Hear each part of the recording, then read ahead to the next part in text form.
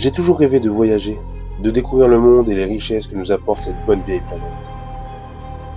En 2022, j'ai voyagé en Amérique latine. 6 mois de pure liberté, du Mexique jusqu'en Colombie. Et tout ça, ça a changé ma vie.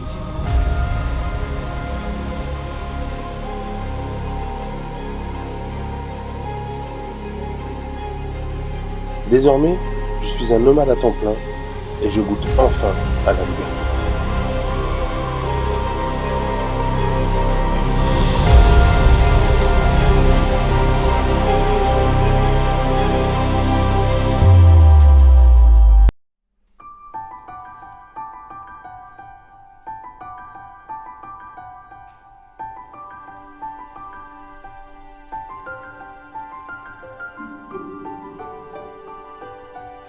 Et voilà, ça y est. Les vendanges sont terminées. Ça s'est terminé mercredi et ça a été une super expérience. C'était fou. Et après ça, je me suis rendu en direction de Bayonne. J'ai fait une petite escale au lac de Biscarrosse. Et là, je suis juste en dessous de Biscarrosse. Donc du coup, bienvenue pour cette vidéo. Et donc du coup, on se retrouve aujourd'hui sur le fameux lac à côté de Biscarrosse, un très grand lac qui est vraiment beau. La nuit, quand le soleil se couche, c'est magnifique. Donc du coup, après les vendanges, ce qui s'est passé, c'est que je me suis rendu un peu plus au sud, accompagné d'un compagnon français et de 4 Italiens qui sont vraiment super chouettes. Et là, je fais une petite escale. Dans la dernière vidéo, je vous expliquais le début des vendanges et mon ressenti après une semaine. Et maintenant que j'ai fait les 2 semaines et demie, je peux vous dire que le ressenti du début est le même à la fin. Après, il faut pas se le cacher, c'est quand même un travail plus ou moins éprouvant, surtout si on est coupeur, porteur un peu moins, même si voilà, il y a quand même des charges lourdes.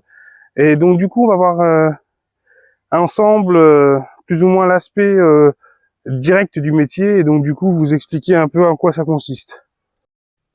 Alors pendant les vendanges, dans tous les cas, dans celles que j'ai fait, il y avait 2 types de travailleurs, du moins 3, mais on va pas trop aborder le 3e puisque je ne l'ai pas vu et je ne l'ai pas vécu. Donc il y avait d'une part les coupeurs qui coupaient du coup les vignes, qui coupaient les grappes de raisin pour les mettre dans des seaux. Il y avait les porteurs qui passaient dans les rangs des vignes, là où les coupeurs coupaient le raisin, pour récupérer le contenu des seaux dans des hottes.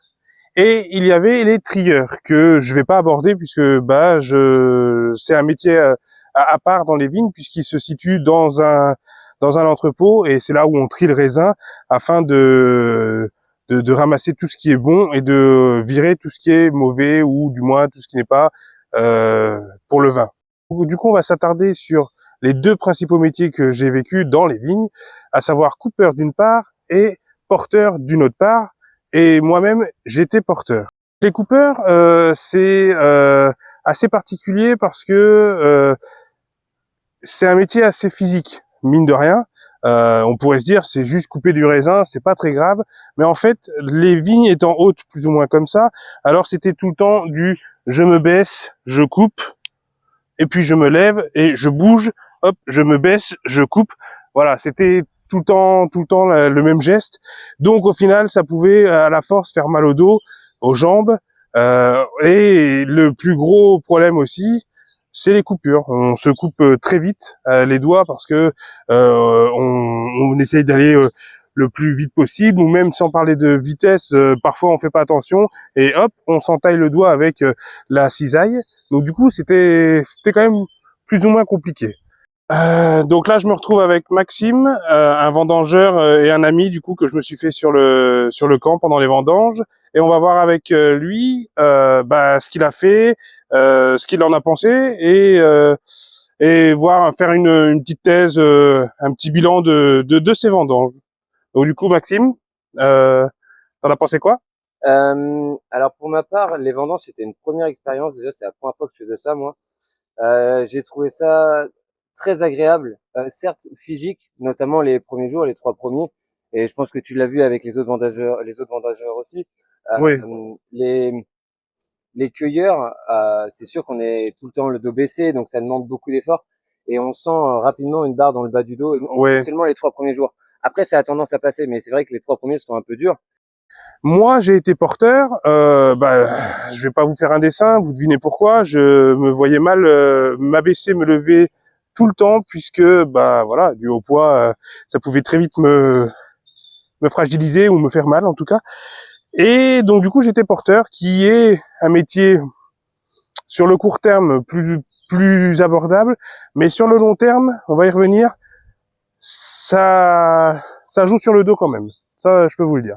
Donc en fait, le principe, c'est que j'avais une hotte, donc un harnais avec une armature en plastique dans le dos comme ça, avec une plateforme, et j'avais un bac posé dessus, et je passais moi dans les rangs, des rangs qui m'étaient attribués, et je remplissais mon bac des seaux de raisin que les coupeurs avaient coupés. Après ces jours passés, pour moi, ça a été vraiment un pur plaisir. Parce que voilà, il y a les gens, il y a la mixité, c'est des moments tous ensemble. Il y a le côté où le travail, où il y a la difficulté avec la chaleur aussi, c'est vrai, mais il y a aussi le plaisir le soir. Parce que lorsqu'on se retrouve avec les autres personnes qui vivent sur le camp, le soir, bien sûr, on discute, on boit un coup parce qu'il faut décompresser. Enfin, c'est la vie ensemble, la vie en communauté qui fait que ça amène aussi quelque chose en plus du plaisir de travailler dans le monde du vin. Donc non, c'est un réel plaisir pour moi en tout cas. Oui, c'est comme si j'expliquais précédemment. Il y a deux types de métiers dans les vendanges, donc cueilleur, coupeur, Oui. parce qu'il faut pas dire cueilleur, Oui.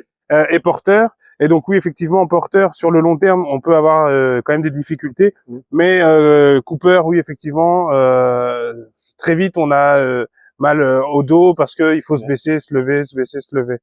Au final, tu peux aussi expliquer c'était quoi ce que tu faisais en tant que coupeur, c'était quoi le principe? Alors moi en tant que cooper, la chose qui a été surprenante déjà, c'est que le premier jour où je suis arrivé, notre responsable lors des journées m'a donné un seau et un sécateur sans forcément me donner de directives ou m'expliquer ce qu'il fallait prendre et ce qu'il était préférable de laisser. Donc j'ai pas eu forcément d'instructions. On m'a donné un seau, un sécateur, on m'a placé dans un rang et là tu commences instinctivement à cueillir le raisin. Donc tu t'es amené à te baisser, à être voilà le dos bien courbé, avec ton sécateur, à faire attention de bien sûr ne pas te couper les doigts, mettre une main en dessous la grappe. C'est une chose qui arrive souvent, ça. Ouais. Et la preuve, les doigts, je sais pas si vous le verrez, mais sur les doigts, effectivement, j'ai encore des entailles dues au coup de sécateur parce que voilà, ça arrive. Mais c'est vrai que c'est des efforts particuliers et différents. Mais Cooper, c'est surtout ça, quoi. Tu fais attention aux raisins que tu ramasses, tu essaies de ne pas mettre trop de feuilles dans ton seau. Si tu peux mettre 2-3 coups pour bonifier ta grappe et enlever quelques morceaux moisis ou tout desséchés, c'est l'idéal, quoi. Tu essaies de faire des grappes les plus belles possibles, sans feuilles. Et puis voilà, après, une fois que c'est plein, tu donnes à des gens comme Anthony qui eux portent et c'est eux qui amènent au tracteur, quoi. Ouais, voilà. Donc du coup, euh, en général, l'ambiance, le travail en lui-même était cool, l'ambiance était chouette, et t'en tires une bonne expérience au final. Ah, c'est que du positif. Comme je disais, c'était vraiment une première expérience et pour moi, c'est pleinement que du positif. J'étais venu rechercher l'humain et des renseignements ou autres sur le vin et j'ai obtenu les deux, quoi. On m'a donné énormément d'informations sur les cépages, sur comment on compose un vin, pourquoi on le garde autant, l'importance des flux, etc., des flux de chêne, conservation en chêne. Donc, puis après l'humain aussi, donc on en revient à la mixité de la langue, les expériences de chacun. Enfin, c'est tout on ça est tous venus avec nos différentes expériences qu'on a pu partager. Moi avec l'Amérique latine et mon rêve de voyage, parfois un peu utopique, mais voilà, mon rêve de voyage. Les Italiens qui viennent faire les vendanges, mais qui ont une culture différente, qui apportent un langage différent, un savoir vivre, même un savoir vivre, oui, différent. Oui, c'est vrai. Oui, on était un bon groupe. Ouais. Qu'on va d'ailleurs retrouver en majorité au Kiwi. Possiblement, et c'est à souhaiter, oui. Enfin, moi, personnellement, j'adorerais te retrouver et retrouver ceux qui sont possiblement disponibles. Donc, ça serait un réel plaisir de pouvoir avoir une nouvelle expérience ensemble, tous tous ensemble, ouais, et de découvrir les kiwis. J'ai encore jamais fait pour ma part non plus, donc ce sera encore une nouvelle expérience, autant professionnelle que au Comme niveau pour humain. moi. Donc ouais, Comme pour moi. ce serait parfait en vrai. Ce serait le Comme plan pour rêvé, moi. ouais. Donc voilà, on s'est trouvé un coin un peu plus tranquille, un peu plus à l'abri des regards et sur une belle vue sur le lac. Du coup, on va pouvoir continuer où j'en étais. Alors, donc du coup, porteur, comme je vous ai expliqué, avec la hotte. Et ça a duré donc pendant 2 semaines et demie. Par contre, c'est pas de tout repos. Attention, hein, oui, effectivement, c'est moins éprouvant que Cooper, puisqu'on ne fait pas se baisser, se lever, se baisser, se lever. Mais par contre, on a des charges quand même lourdes sur le dos toute la journée. Donc du coup, le dos en prend quand même un coup. Attention, je suis pas là pour me plaindre. J'explique juste simplement les pénibilités que ce métier peut avoir. Mais il y a tous les métiers sont pénibles si on veut aller par là. Donc du coup, voilà, il n'y a pas de plainte à proprement parler. C'est juste pour expliquer la pénibilité de ce métier en particulier. Maintenant que ça c'est dit, donc voilà, porteur, c'est un métier, comme je l'ai dit, sur le long terme, qui peut quand même faire mal au dos, mais on va pas se le cacher, quand le salaire arrive au bout de 2 semaines et demie, on est content. Hein. C'est quand même bien payé, ça on va pas se le cacher. Donc voilà, ça c'était mon mois de septembre, ma première expérience saisonnière que je suis ravi d'avoir eu. Et d'ailleurs, c'est pas fini, c'est vraiment pas fini. Là, pendant le mois d'octobre, je vais pouvoir me reposer tranquillement, vous faire découvrir des jolis paysages, puisque je vais direction Bayonne, Biarritz, Saint-Jean-de-Luz. Donc c'est vraiment des coins très sympathiques et je vous réserve même des surprises. Alors petit spoiler, je vais aller en Espagne. Voilà, ça c'est dit. Donc du coup, il y a du lourd qui arrive, ça vous inquiétez pas. Les vidéos qui sortent pour l'instant sont très dans l'explication, dans le blabla quotidien. Et ça va pas être que ça, je vous rassure.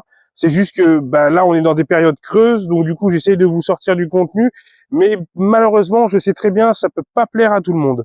Donc ça j'en suis conscient, mais ne vous inquiétez surtout pas, je vous prévois du lourd. Surtout, d'ailleurs, n'hésitez pas à checker Instagram parce que j'y poste des photos régulières et TikTok parce que il y a du contenu vidéo qui est exclusif à la plateforme. Donc voilà, n'hésitez surtout pas à aller voir. Dans tous les cas, là, pendant le mois d'octobre, c'est vacances, direction Biarritz, Bayonne, Saint-Jean-de-Luz et l'Espagne. Donc ça va être de la découverte à fond.